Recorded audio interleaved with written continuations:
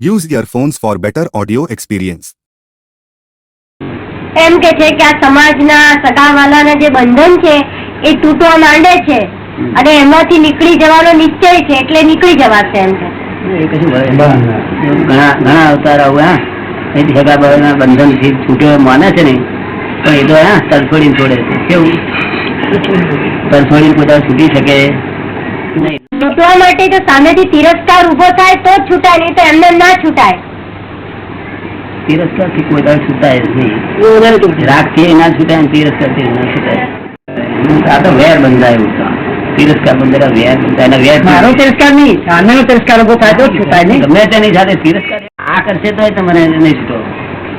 આમાં માણસ તિરસ્કાર કરે છે માટે અનફિટ છો તમે. ભગવાન શું કે છે? પોતાના અનફિટ છો કે છે.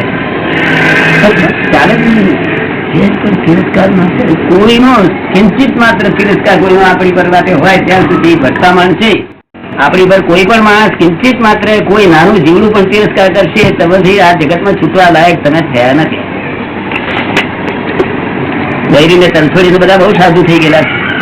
મને લખિયાલ કે છે મારી ઠોકીને લખાય લે અરે બુઆ કોઈ અવતારે નહીં તમારો ઠેવા એમ કે છે કે આપણે નથી તોડવા માંગતા પણ સામેનો તોડતો દેખીએ છીએ એટલે આપણે છૂટીએ છીએ. ના, એ તોડતો જ નથી.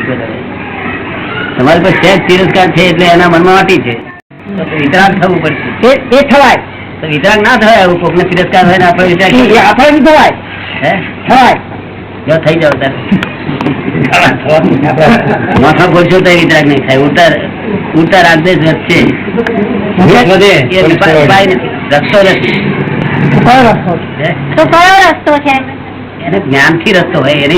એની ઠાકોરભાઈ સાહેબ ને જોડે આપણે દવા એમને આપણે ચોપડી લઈને વાંચીને આપણે પ્રિસ્ક્રિપ્શન બનાવીએ તો કેમ નહીં બનાવતા?